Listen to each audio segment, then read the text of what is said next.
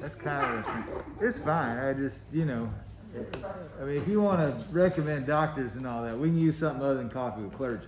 You know what I mean? You don't have to do that. So let's begin, and I'm going to begin going out on a limb as I always do as an introduction to this. And I'm going to go out on a limb and say that at some point in your life, you took a risk to achieve something greater. Oh, yeah, right. Oh, yeah. We all take it a risk at some point in life to achieve some greater good in our lives or in the lives of other people. I mean, we risk things, right? Has there ever been a time where you balked at the risk and you kind of regret not doing it? Oh, yeah. Ooh, I got a sentence right there. Balked in the risk and didn't take it. Right. Didn't take the risk. Yep. Regretted it. Yep. Yep. Yeah, big time. You want to share? Want to share? Yeah. Yeah, Okay. because a lot of it you know anyway. But I remember in 1980, I was leaving Nashville after, well, that's another story, but anyway, I was leaving Nashville. I walked away from something and I came to North Carolina. And I was doing the crisis lines again, because up there it was greatly needed in the mountains. There was so much fossil use at the time. And that's when I met Jared. And I had two choices. I could have taken this road and headed out to do, even though computers were coming, it was going to change the whole scope of it, but I still could have went that direction. I stayed. I have looked back on that so many days and said, Deborah, you idiot, why didn't you do it? But I didn't. Yeah. So what held you back? Hmm? What held you back from that risk? You mean the going out? Yeah. Why didn't you? No, Jared. I mean, I fell for the line and everything else, ended up marrying him, and I didn't walk out on it. I should have. How many times I should have walked out on it? But I didn't do it. Yeah. And, yeah, so, long story short, that's what happened to me. And if I'd have only went that the other way. Of course, I wouldn't have been here. Look at it that way. This is true. See, This is V true. for yes. Yeah. Always good for bad. So I wouldn't have been here. Anybody else? Either a risk that you did take you want to tell about, or one that you wish that you had? I have a risk that I did not take, but it turned out, I've often thought back, what would my life have been like if I had done that? Yeah. But then I didn't do it, and I went to Atlanta and I met my husband, so that worked out. Yeah. But I was offered a job in New York after I graduated from college. Okay. Okay. And I went out and rode the subway and, did all that stuff, and I thought, man, I do not want to do this. Yeah, I got you. And I think my father was very disappointed in me that I wasn't willing to take the risk, because it was a good job. And I've looked back and thought, I wonder what my life would have been like, but it worked out a lot better. Yeah. Anybody else? Never was much for taking risks. Okay. Until I married a risk. Yeah, for sure. And I can't say, there were times when I took the risk and what am I doing here? But, things turn out like they're supposed to, so, Yeah. I can't say there were any that I didn't take. I think the easiest things that come to mind for me are all the cars that we've gotten to fix up, and that's always a risk. There's more to it than we can see here on the lot, that kind of stuff, and there's some that we said no, and I mean it's a very pedestrian example, but there's some that we've been and I really wish we'd have done that car, that kind of stuff. But I think I had the opportunity. My first love was maybe not first love, but was an African American girl, and I didn't risk enough to pursue that. I would have risked a lot, but I didn't. And again, I'm definitely satisfied in my life today. I wouldn't trade it for anything, but Those two precious girls. I know, yeah. So, Three so, precious girls. but yeah, I mean, just things like that, You've heard of the saying, "Nothing ventured, nothing gained." We're going to talk about that today, and what it means to take risks, and what Jesus has to say about that, and all that sort of stuff. But let us begin with prayer.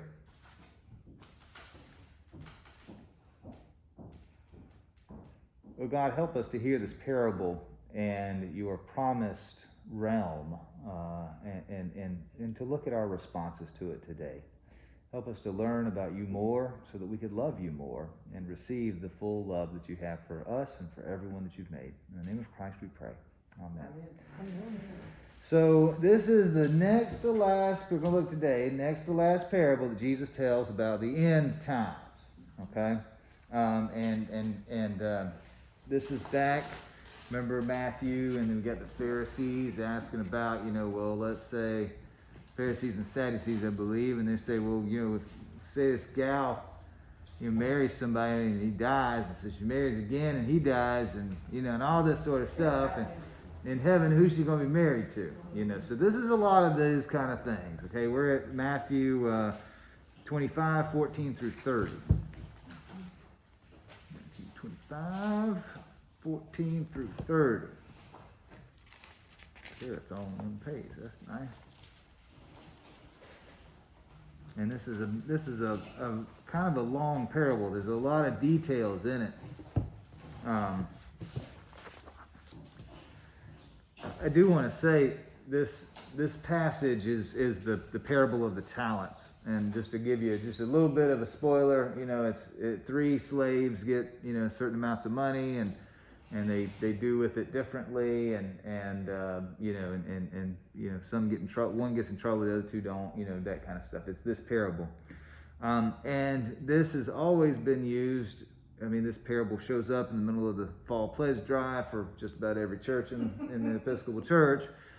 And so, a lot of times, I guess about every time I've ever heard anybody preach on it, and myself included, it's always been about stewardship. It's always, ended with the message of, taking care of your church and having a good relationship with your money and all that. But you got to remember, this is about the end of time. This isn't about the fall pledge drive. This is about the end times, and Jesus wasn't really talking about the fall pledge drive. We just sort of make him talk about the fall pledge drive for a little bit. And again, we sort of subvert that point when we do, because the fall pledge drive is sort of maintenance, annual upkeep of a church, and to, and if we're lucky, we can talk about your own stewardship, if we're lucky, if we get that far.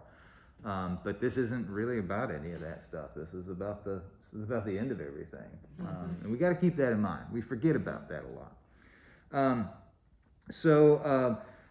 This is the parable of the talents. I think everybody already knows, but a talent was a unit of money equal to about half of a career. So about 15 years or so, that would be how much you could make in 15 years. I think maybe $1 million might suffice. Yeah, one talent was about 15 years of a common laborer. Not it would just be a common laborer. And so just in your minds, whenever it was just go back in your minds whenever you depended on a salary, multiply that annual salary by 15. And that's what you'll get.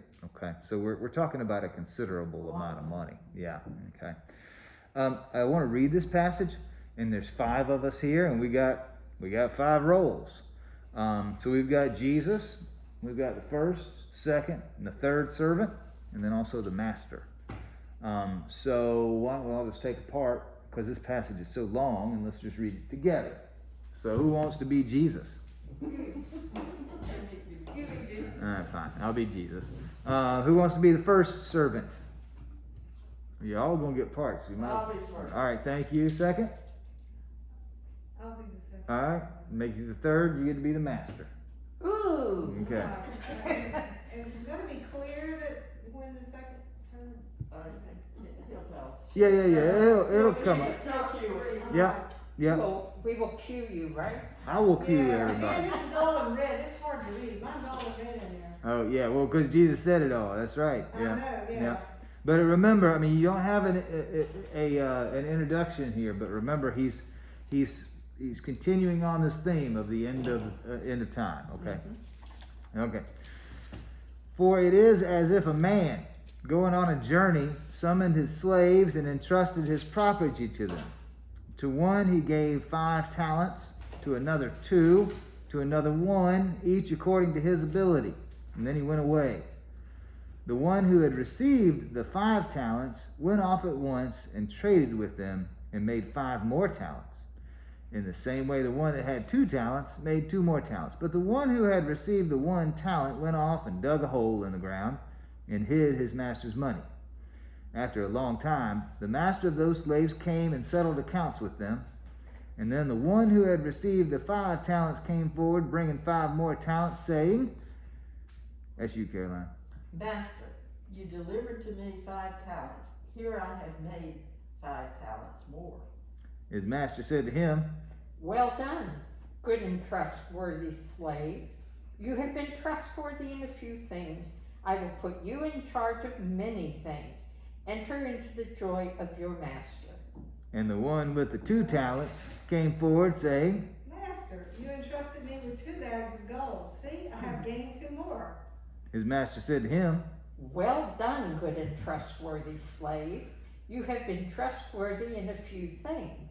I will put you in charge of many things. Enter into the joy of your master.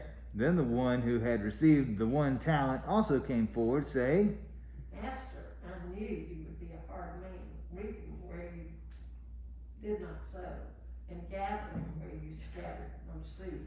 And I was afraid, and went away, and hid your talent in the ground. See, you have what is yours.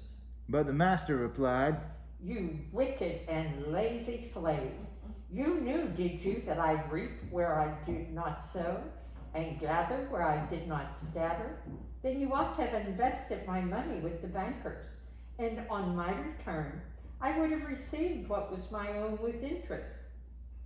Oh, still me. So take the talent from him and give it to the one with the 10 talents. For to all those who have, more will be given, and they will have an abundance. But from these who have nothing, even that they have will be taken, even what they have will be taken away. As for this worthless slave, throw him into the outer darkness, where there will be weeping and gnashing of teeth. Too much gnashing of teeth in the Bible. No, that was kind of fun. I like doing little parts like that. So thank you. And so, I mean, y'all that read from a perspective, I mean, what did you get out of this? I mean, any responses? Well, the first 2 were willing to take the risk. We were talking about taking the risk, and they were willing to take the risk. Seemed to be, right. Seemed to be. The third one seemed to be a little afraid, Yeah. right? Nothing ventured, nothing gained. And he also took the time to insult the master. Right. By saying, I know you're a hard guy, and like, well, you don't. Right. Well, at least he explains why he was afraid, you know. I mean, there's that. Does this raise any questions for y'all? Anything comes up? I mean, Seems kind of harsh. Well, Seems it's kinda harsh. harsh because you kind of feel sorry for the guy. Yeah. You know, he was already compromised. I mean, he didn't go. I mean, it wasn't like a prodigal son and went. You know, what was it? How did James Weldon Johnson say the spiced wine and hot-mouthed women of Babylon, I believe is what he said. Yeah, about the prodigal son. I might run upstairs and get that for you. It's pretty good. But yeah. I mean, at least he didn't do that, right? I mean, so you know, but. But when you look at it, the 2 who did well, who made the money, are the 2 who are in favor with the master. Right. Is the master the Lord, the second coming? Oh, there you go. So that's a good question. So does the master represent God at the second coming? And then this one who did nothing gets thrown out. Right. Right. Yeah. Okay. Down to the hot place. You know, There you go. Sorry, Madeline. it's kind of like we were talking about yesterday, about all the, some of the things that are like, this just doesn't seem right, you know? Yeah, yeah. Well, I mean, and it probably hasn't seemed right to human beings for 1,500 years now. Like what? Why is this here? And so but let's look at verse 15. What is the deal with that? Each according to his ability. Well, it do, yeah. To each according to his will. Yeah, that's an important thing here. So he expected a lot from the he 5 gave talent, he expected not quite as much from the 2 talent, and not as much out of the 1, but more than what he got. Yeah. Mhm. And so if you're not using the talents you have during your lifetime, but still, there's a fine line between kind of getting what you deserve and going and getting. Right. Well, the other thing is thrust into the- is that this trading with the talents and all that is rather vague. I mean, do you think that there could have been some nefarious ways of raising money and all that sort of stuff? I mean, that's not covered. He didn't say he went and did righteous things with it. It said he traded for it. Hardly seems like it was righteous if they were able to double their money. Mm-hmm. And that's a lot of money for a servant to be running around with as well. So let me ask, this whole trading business, what would that have done to servants 1 and 2 that it did not do to 3? Elevated them. Restate that. Yep. So servants 1 and 2, were that money impacted their lives somehow. We don't know, but it did. But servant 3, it did not. Right? So what would that possible impact be on servants 1 and 2 that 3 didn't experience because of what 3 did? I keep thinking about the line, the rich get rich and the poor get children. Yeah. Yeah. Yep. I think that It takes money to make money. right. We all know that, and we can see that around us all the time now. Mm-hmm. Mm-hmm. Even then, it was a lot of money. There's a lot of money. A lot of money. If you're talking about half a work lifetime's worth of money, 1 talent was a lot of money. Right. For that person. And fear, when you have little and you are nothing, you fear losing what you do have. And I could see it was fear that kept him not, he was a bad person, he was just really a very, very scared person. So why would you be punished for being afraid? Well, we're not there yet. Just hang on Okay. just a second. I think that there is an important thing in here that the slaves number 1 and 2, that money was used, in the society. You know what I mean? It was active. Yeah, it was active. It was we don't know whether or not it was criminal activity or what, but it was out there doing stuff. The money that number 3 buried, there's nothing that went with that. No social meetings, no thought of compassion or anything like that. You know what I mean? And so it was inactive. I think it's kind of appropriate I had that thought. Because I found myself, because my mother lived to be 99, I'm afraid I'm going to give out money. I mean, I can understand that fear because. Yeah. I mean, he knew he had to give it back, one day, but he was afraid of. Let's get into it a little more. Right. Well, what does it mean about the joy of the master?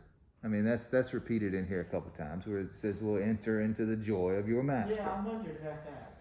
Yeah, what does that mean? Yeah, I mean, The good graces of your master. maybe so. Yeah, I think that's probably about as good as there may have been some idiom back in the day that may have had some nuances too, but I think that probably it's just that you're in the good graces, This is come and share your master's happiness, so that makes more sense. Yep. But if you said it like that, I might not have understood it the same way. Yeah. Dreams. Yeah.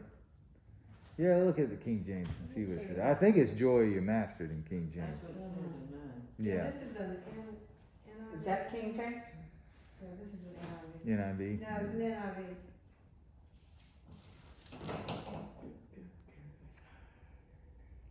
Mine's the revised standard. Oh, yeah, the RSV. And this Is that what you got, ours? Mine's New American Standard, whatever that is, but Okay. it does say, enter into the joy of your master. Yeah. Mine does too. The master doesn't say it in the King James. Mm-hmm. Do you not believe me? Yep. Says 25. the Lord says it to him. Oh, well, okay. Let's see here. What was it? 29. Where am I? 25, 14. Okay. Yeah, it starts there on the bottom of that There page. it is. There it is. Mine is verse 21. And enter thou into the joy of thy Lord. Yeah. Okay. Master and Lord, they could be interchanged. Kyrie would have been the Greek word there. Okay. Yep. We'll accept. So, but so good graces. You know, I mean, I think that you know, you've made your master happy. So come hang out with him. You know, I mean, I think so. Okay. All right, let's get our little worksheets out here and let's do the what and the where just right off the bat. So if I could have any volunteer. Let me ask a question before Yeah. we do that. Do you mind, ladies, gentlemen? But don't we do that when we give to our church? What we can afford to give? Don't we make the master happy? Well, I would imagine so. I mean, I think so. I don't think it's quite like, you know, this like, you know, No, quid it's pro not. quo kind of thing. You know? No, but still, isn't it that feeling? I mean, I know it is with me. Right. Yeah. I mean, I think so. I think I know people that have given forever without that feeling. You Yeah. know? They just give because you're supposed to, you know. Because they feel obligated more than. Yeah, duty. Yeah. It's duty, and that's how it was for me Yeah. growing up. You know, I don't care if you like the sermon or not. You're supposed to give 10% to the church, so this is where we're going Okay. to do it. You know, I mean, you know, it's kind of a low expectation. I think we always had really good priests, but yeah, it was that doesn't matter. You know. Okay. So I don't remember that discussion in our house. I mean, I'm sure my parents gave what they, Mhm. you know, whatever, but it wasn't, I didn't understand about tithing or maybe louder, you know, whatever. Well, this commentary here says, you know, we're expected to use the talents and the time and the whatever we're given as resources that God gave us and not just sit on it. And if we don't, then we should be punished. Mhm. That's pretty, yeah, we must obey willingly. Right. It isn't ours in the first place, But again, given to us. Mhm. that is a stewardship angle. Yeah. Oh, yeah. This is describing the end time. See, it's so hard to get away from this passage being about giving money to church. Well, if we do that, then we're rebellious and we are rebellious and deserve to be punished, is what this says. Well, let's read the what on here and see where we are. What is important to know? The parable sets forth positive and negative examples of conduct while awaiting the return of the Lord. Not to be overlooked is the characterization of the master as one who bestows gifts abundantly, carefully calibrates gifts on the basis of ability, gives his slaves freedom to respond with loving responsibility, and rejoice in their fidelity. While the parable initially intimates that the talents bestowed are external to the recipients, that is, only to be managed by them. The detail in verse 29, to all those who have, more will be given, and they will have an abundance. Italics added. Suggests that the talents do, in fact, enrich the recipients. The parable's ending warns of the tragedy of acting timidly in response to God's generosity. Ooh. So in many ways, they own those talents, for that time, and so my question about how did that impact their lives? They may have experienced the abundance of having a lot of money to invest, and all of the extra lunches and the swag and the and the handshakes that come with having a lot of money, or having a lot of gifts. Let's just say that. But the third one didn't do any of that. He didn't allow those gifts, and we can get away from it being money, but he allowed those God-given gifts to not be used in his life. So let's read the where next here. Okay. We may get a more accurate reading of the master and the slave on this basis of their actions. Far from simply being harsh, the master acts generously, trusting even the third slave with the wealth of more than 15 years' wages. Far from reaping what he did not sow, he returns to their oversight the wealth that the first two slaves earned, and even more importantly, invites them into his joy, therefore transforming his relationship with them from master-slave to something approaching equality. This theological passage is about a willingness to resist fear, and like the first two slaves, to behave in risky and trusting ways, for in doing so we enter into joy upon the master's return. All right, so this says a little different than what y'all were saying. This says that the master is not harsh, far from simply being harsh, and all of those sort of things. So what actions of the master kind of affirm that or contradict that to y'all? I mean, could y'all get... I thought it was harsh to the third one. Yeah, it's kind of tough to get past the consequences part, but I think we have to understand the initial part, which is the bestowing of gifts and riches far beyond what these people could ever make in their own lives. Mm-hmm. You have to remember that if we can get away from the money and just get into the gifts. Yeah, and so these first two, all three slaves were bestowed an abundance of gifts. And the first two were active with those gifts, and they were multiplied. The third was not active with those, did not use those gifts, and so did not recognize the abundance. What's occurring to me is just my personal take on it. When I think of my gifts, one of my biggest gifts is my extended family. Mm-hmm.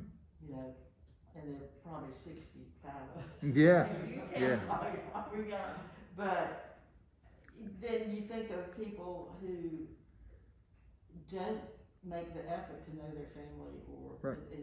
That kind of is the last person. Mm-hmm. Mm-hmm. He probably was given a gift of friends and family, but didn't take it. Yeah, maybe. That may be. Well, that's a good. No, that's actually not a bad exercise, Caroline. So I think we can all think of a gift that we've been given in life. Mm-hmm. And perhaps can think of maybe ourselves at a different time in life, or someone else that we know, and we could kind of put them in that position of not using those gifts, not appreciating.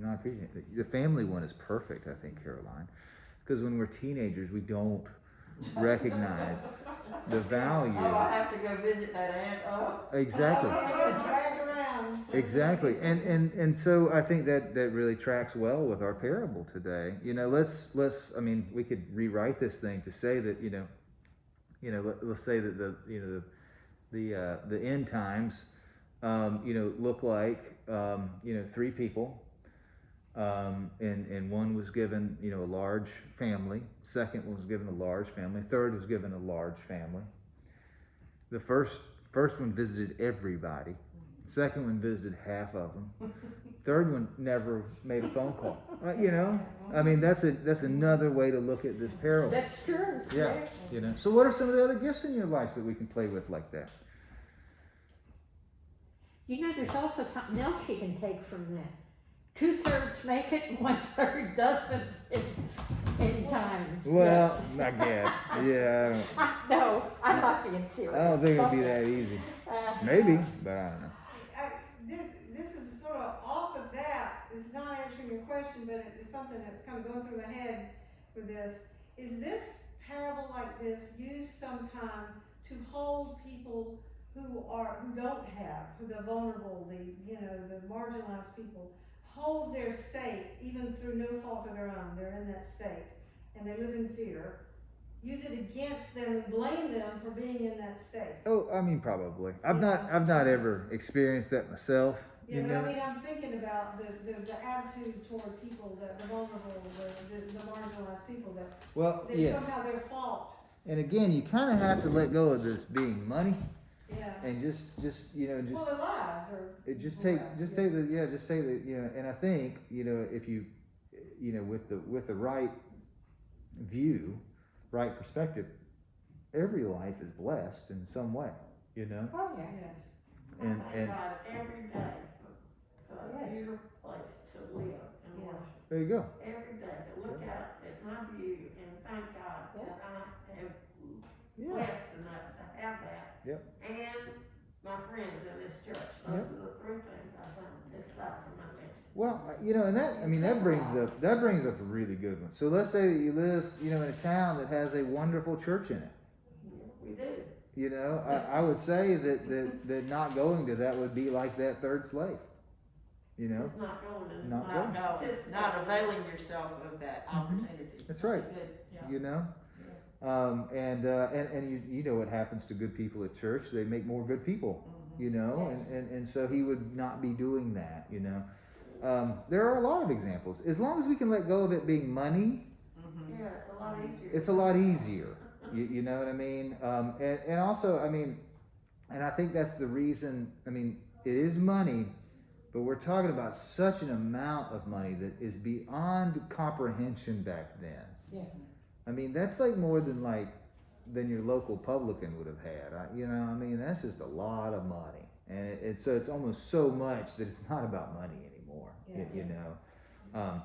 And I think the talent isn't even really money itself. It's a career. It's a life's work. You know what I mean? And so all that comes with that, not just the money, but the relationships, the skill that you gain, all that sort of stuff. So it's a little distracting with the money, but if you Can't think you about it. think of a talent as being what we think of as talent today?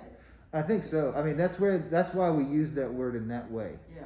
And Well, so, here it's unearned, Mhm. and it is a gift. Yep. Mhm. And so unearned gifts of any sort, or in your life, the Right. things.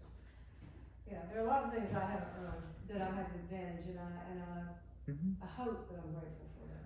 Yeah, and that you use them for good. Yeah. Exactly. She uses her gift of hospitality to Right. take care of people all the time. Exactly.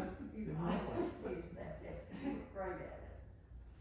Now, I know people both ways. People with lots of money who have the woe is me attitude. No friends, nothing to do. No one sees me, yada, yada, yada. And I also know people without money with that attitude. Woe is me, it's not my fault, nobody comes and sees me, nobody wants to help me. And then I know both in both situations that are go-getters, and they're very happy. Mhm. Yeah. And I think, I think honestly the money part is secondary to all the other Yeah. gifts and abundance that we're given. You know what I mean? I think money is our level for that in our society, but it doesn't have to be the only level. And so do the first two servants, are they scared of the master at all? Do they fear him at all? It says that about the third. I think they probably respect him. Okay. Yeah. They respect the power. And they may be afraid of him in a different way, and know they have to do something with that money. Maybe.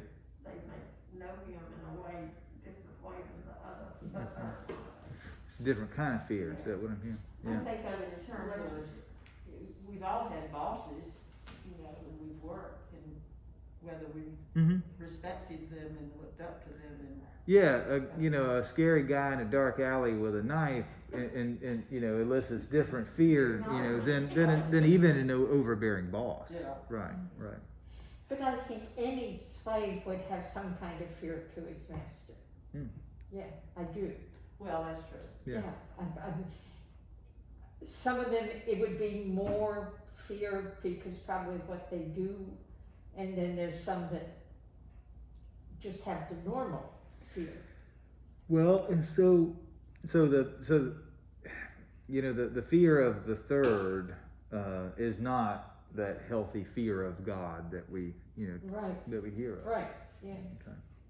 So primal habits. Would you equate slavery at that time to the slavery that we're familiar with in this? I didn't really see either with my own eyes, but I really don't know. I mean, I really, you know, slavery in every culture is different, Mm-hmm. you know, and so, and to some, the experience in the American South would have been a lot better than they had. So it's across the board, you know. I just don't know. I just don't know. You know, the book of Philemon seems to talk. I mean, you can kind of glean some of the things out of there, but I don't know. You know, I'm not real sure. Yeah. I knew that you know, you certainly couldn't vote. You know, you couldn't. You know, you weren't a citizen. You know, you know, and so you were. You know, you were required to show up at work and that kind of stuff. You know, so but other than that, I don't know. I just don't know. I had not really looked into it, and honestly, it's not anything that I feel like we as a people know enough about, because I've not been, you know, throwing books at me about it and that kind of stuff. You know what I mean? It's kind of a question of what was it really like. So let's see here. Let's skip to the now what. And if I could have a volunteer, I don't mind reading it, but I'll do it. Faithful living is not static, yet like this third slave, we are good at knowing without doing. We are adept at holding on to a talent entrusted, knowing what we should do with it, but not doing so. We know what faithful living looks like, but we hesitate to live it. We bury too much goodness, time, love, treasure, and talent in the ground. Compassionately addressing inactivity, fears, and or misconceptions about God could be a freeing treasure to offer an insecure society. So is our society insecure? Yeah. I kind of said it on Sunday. But yeah, you think so? As society as a whole, are we insecure? Yes. Yeah, I mean, yeah. So I should have taken a screen pic of it, but so I was on the computer. This was back in the spring, and I was on the computer, and this little window pop. You know, it wasn't a pop up, but it was on a web page, and it was like looked like a little headline, and it said, you know, compared to the whatever year's Zika virus, this year's mosquito season, you know, looks to be the worst, you know, in, you know, years or whatever. So, oh dear, oh, what am I going to do? Well, don't worry, because there's another window on top of that that advertises local pest search.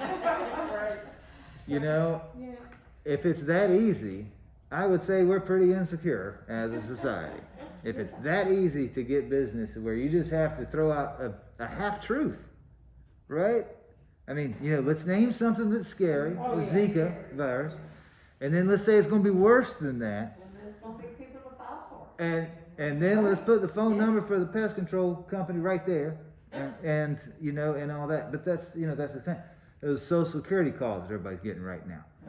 You know what I mean? That's fear based, right? That is a sign of an insecure society. You know. So, and also, I think this. This sentence here, we are good at knowing without doing. I will tell you, because I'm the only one of my kind here, that the American male is the biggest hobbyist this world has ever known. American male? Yeah, I mean, I'm just picking on me, right, on my stuff right now, but because what I mean is, we love to learn about a topic and just learn as much as we can till we don't want to learn anything more, and then we move on to the next thing. And right now it's politics, right? You know what I mean? We're even looking for stuff that doesn't even exist to learn about, like QAnon and stuff. Yeah. I mean, you know what I mean? Like we're making stuff up to know Well, when about I it. think of hobbyist, I wasn't thinking about Yeah, I was what you're thinking- talking about. No, but that's what I mean by that. Yeah. Now look, I fall into it too. There was a period where I learned everything about Star Wars that you could learn. You know, like the alien that's like half a second on the screen, know his name, his backstory, who the actor that played him, you know, all that sort of stuff. Wow.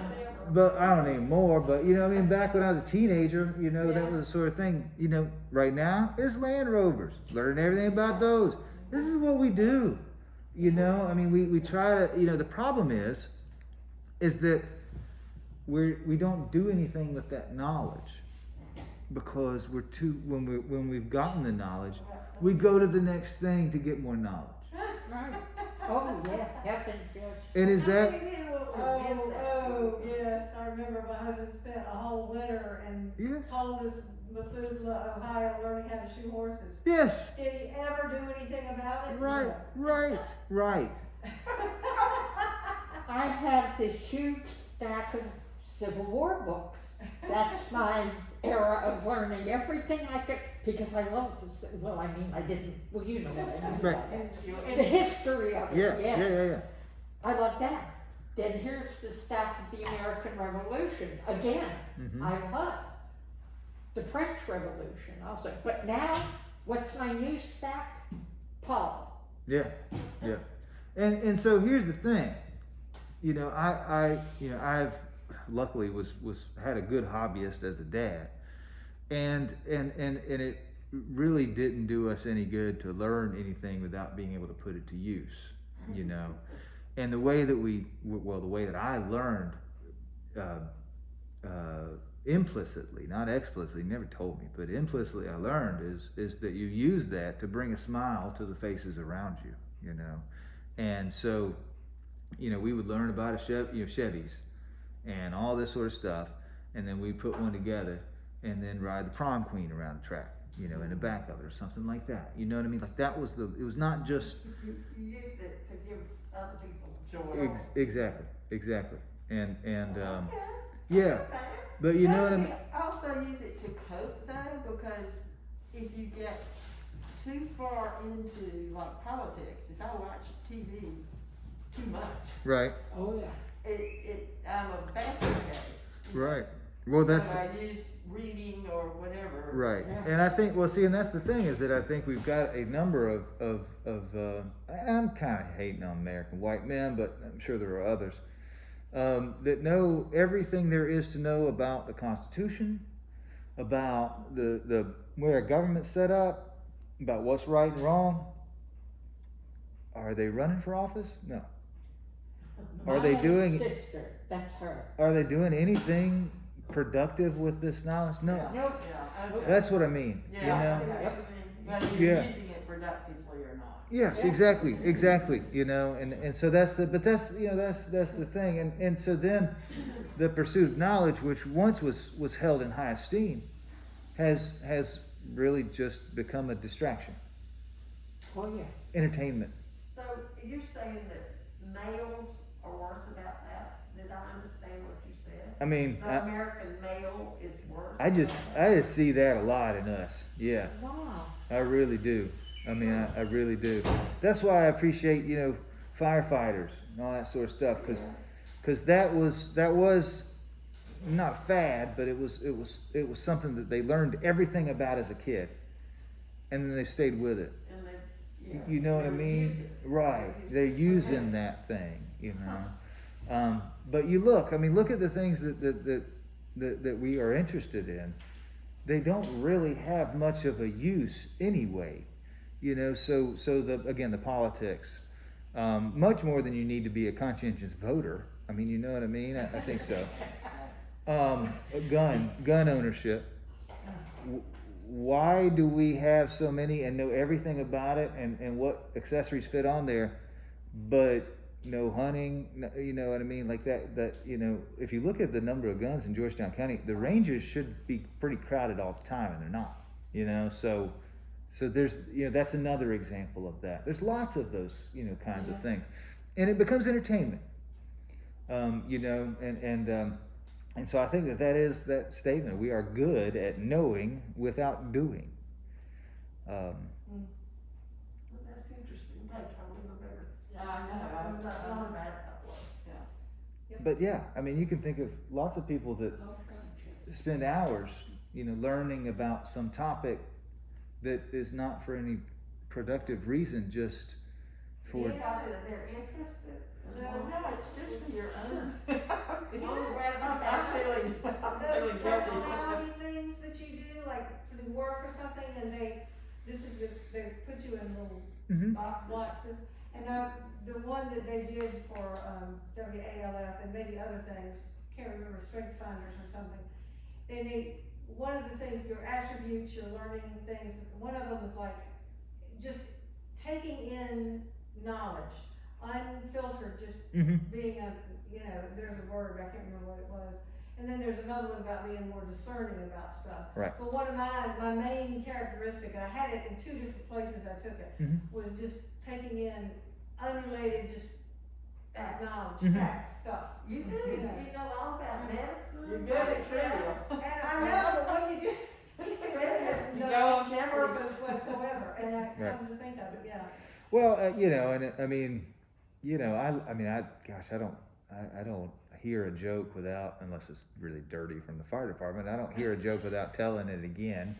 You know what I mean? You know, that kind of stuff. I don't hear a bit of nickel knowledge without it ending up in a sermon sometime, you know, just that kind of stuff.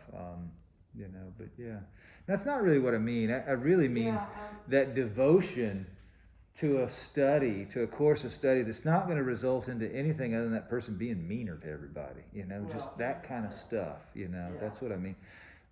You know, you're learning for the sake of making yourself feel better than others. Oh, Yeah, no. you know, you're not, but I'm just saying that's. Yeah, you know what I'm saying, but it just leads to being fractured, in other words, you don't have, it's like, what do you call it, jack of all trades, Right. master of none? Yeah.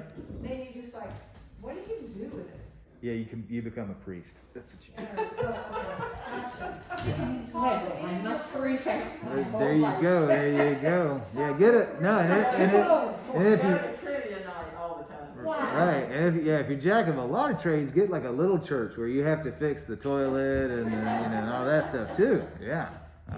But it is true. but no, I think there's a difference between just the curiosity and the love of knowledge and information versus you gathering this knowledge as entertainment, and it's pretty hollow entertainment.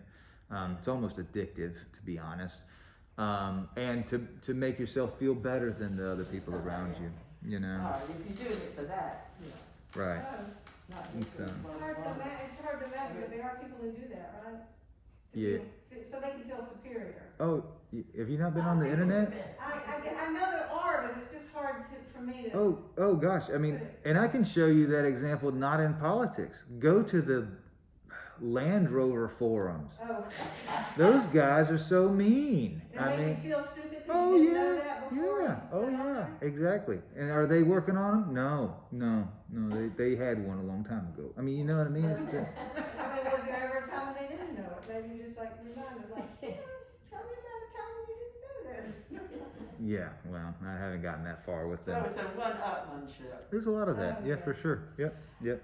We wanted Saints like that before the election. Just was all, because you all know what I am, was all over me. I mean, every day. So the election happened. I saw this individual. I said, well, you won. I think. I clarified that. I said, I think. I said, so, when did you vote? Oh, I don't vote. I don't ever vote. And I went, you're Yeah, that's a good example. Yep. I will never come that close to punching somebody down there. Well, you know what, Deborah? That's a really good example. I mean, that's a great example. That is a huge example. Oh, wow. Yeah, Yeah, man, and what can you say? Well, you don't have any right to have an opinion there, so. Yeah, I mean, fine, read and think what you want to think, but don't go all over me if you're not at those polls or absentee voting. Don't do that to me. So I think we finally let go of the money in this story, right? We get it now. All right, yeah. It really takes a little bit though, because I mean, like I said, this has just it's been subverted and perverted as a stewardship passage, and it is Oh, yeah. kinda, but it's more about the kind of reckoning, that Jesus is talking about, where we're gonna have, yeah. So I like, there's another phrase in here. Faithful living is not static. What does that mean to you? Oh, yeah, that's a good line. Mm-hmm. Faithful living is not static. So how do the slave or the servants in the parable, how does that uphold that line? I mean, the first two were active with it, right? Yeah. Well, and life is that way. I mean, you can't be static and Right. get anything done. Right. Yeah. Yeah, and just because something was true about you 25 years ago doesn't mean it's still true, Right. unless you have done nothing in the last 25 years. True, yeah. Yeah, all That's is right. growing and change, everybody does. Yeah. So the last sentence says, compassionately addressing inactivity, fears, and/or misconceptions about God could be a freeing treasure to offer an insecure society. So my question for y'all is, how might the church both encourage those risks and celebrate the joys? So how can we do that here?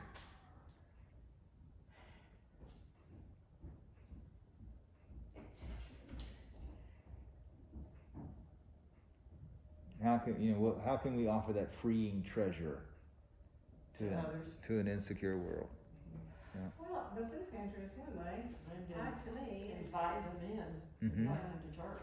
Yeah. Um, I think Invite, Welcome, Connect did cause a lot of people here to risk, inviting somebody else and that kind of stuff. I think so. Showed the congregation that it's very freeing to take such risks, and there's a lot of joy to be had when that person shows up at church. Being on the stewardship. How many do you think that affected, that invite for Nick? I mean, did it increase our Yeah. congregation very much? It did. It really, what it did was we've not had to do it recently, but it really proceduralized a new person coming to this church, so that if it's a person, anybody goes through the same steps that come here. And I like that, because I don't want this church where some people that if they have a really nice haircut, they get these steps, but if they smell bad, they get these steps. I want one set of steps. And so that really, really did help with that. So for instance, they come to church. Now, we have somebody that welcomes them inside the door, or we used to, you know what I mean? And then, we make sure they have a name tag if they want one. Then they're forewarned about that. I'm going to ask them to stand up and say who they are and where they're from. And then they are, if they leave any information with us, we give them, some literature to read, some more information. Then when they, request to be a member, then all that's proceduralized too. So that sort of stuff, just from my end of it, that's what's been really, really helpful. And to have folks, make the bags, the welcome bags, all that kind of thing. It really did involve more people that, Yeah. in Yep. the church that would just go and everybody, for me. Yeah. I guess I Well, don't and been to attempt to deliver the information in person, it didn't always work. Right. Some people didn't want I know. you to visit, No, but I know. Yeah. some that you did, then you recognize and can, Yeah. Not every. Yeah. Not, I mean, we didn't force anything on anybody. We are Episcopalians after all. But yeah. No, that's what really helped, and I think also it helped the people involved in that ministry to kind of feel encouraged, to bring people to this place. One of the big ways was the Not Sunday calendar. So anything that we offered, like a concert or an evensong on Sunday evenings or whatever, just not the Sunday morning stuff. There's a lot to invite people to, and that seemed more comfortable to some people than to say, come Sunday morning, come to concert or something like that. So yeah, exactly. Well, yeah, they usually do. We have a pretty good, strong rate of return around here, I will say. It's, Get back to that. I know, right? Yeah. Oh yeah. I really do. Yeah, I think we're up to 6 concerts that I had, done, for here, and no during pandemic that we've had to cancel. So, yep. I wasn't in church this past Sunday, but the Sunday before, there was actually somebody new who got up and introduced herself. Oh yeah. And I went, whoa, I hadn't seen that in many months. Yeah, we had 4 guests at the 10:30 service, and 2 of them have joined. So, Oh, wow. yeah. I mean, yeah. We had one at 8 that wouldn't get up. Who was that? I don't remember who that was. It was not over where I was sitting, or if I'm not ushering where I was, but I think- back in the back on the other side. I'm trying to think who was near. Let me think. Then There was a couple and the guy looked like he was a veteran with the, Mhm. have they joined? No, it was the ladies that came. Yeah, two ladies that came. Oh. Yeah, the one who stood up Mhm. that Yeah, Sunday. yeah. Well, you were talking about it's deliberate, there's now a process. Yeah. There was a conversation I had with someone who had a question about the little library thing for Miss Ruby's kids. And apparently the husband of the couple was doing something with the library and wanting that. But anyway, I got an email, and the way they ended up getting my information was because they had come or they had said something, and they'd gotten a call from Chris Sutter. Yeah. And she had a long conversation with him. It was just really interesting because they had been going to another church or something. Is this Austin Beckman? Yeah, see, I've never seen him. I had emailed, but it was really interesting because I ended up talking to him, and it's 2 different things, but it was nice because they're real excited and, gonna be part of the community, or whether they actually become members here or not. There's this building of a community and making contacts with people that you may, because Chris called and she got what she needed to get, she got that information. Chris is good. Yep. And I had a conversation with him. It was really interesting, and that was because it was deliberate, and, Yeah. and you knew who these people were, and Yeah. stuff like that. I thought it was really kind of cool. And really, in some ways, we've dropped back to our sort of welcome that was 10 years ago, because the numbers are manageable now, as far as that. So we can, Senior Warden can call and say, glad you were here, that kind of stuff. So. Yeah. So I thought it was really nice, and so maybe they'll end up. Yeah. When we're back in, Well, I'm always looking for ways, to help people see the abundance in their lives, and to take risks, with that abundance, because it'll always be there, like you said, you didn't deserve it in the first place. Why do you deserve to keep it? And then, when there is a risk that was taken and it worked out, how do we celebrate that? Those kinds of things. That's what I'm always, both big and small, but how do we do that? How do we see that? No big secret. We do that mostly during the fall pledge drive. So it is all connected. I mean, we talk about all the wonderful things that are around campus, all the blessings that we have, all that sort of stuff, and all the blessings that we individually have, and how all that stuff is needed to do God's work. So it does work in stewardship. You just have to get away from the money part, and see that this is about blessings. Let's see here. It's 2:00.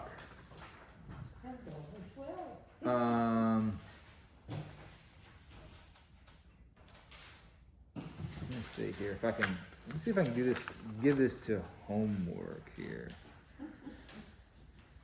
did you say homework? Yeah. That's what I thought it said. I don't come to this for homework. I need to hear a check. We'll get back to that Well, how's this? Okay. You don't have to read this, but you can. But what I'd like for y'all to think about, and I will be thinking about this too, is really just the first 2 lines of the back of your page. In today's parable, the property owner commends those servants who risk venturing what has been entrusted to them. And what might that mean for those who would follow Jesus today? And I think, and this is where we all need to think about, what does this mean for us right now? With the recent election, what does it mean to risk the gifts entrusted to us right now? That may very well be the thing that needs to be done, and so, so I. Well, a lot of people took a risk to go out and vote. Sure. And Yeah, they it was, because that's a right we have and a privilege we have. And it was very heartening that people risked Yeah. their safety or, inconvenience to vote. Mhm. And, I thought that was something. Yeah. Yeah, I think so. Mm-hmm. And I agree with you. right. And I see a lot of folks. I don't have my phone. Oh, I do have my phone. Sorry, you're not going to get to hear this part. It's on my phone. Let's see. Put this up here. I'm going to read this out. It was on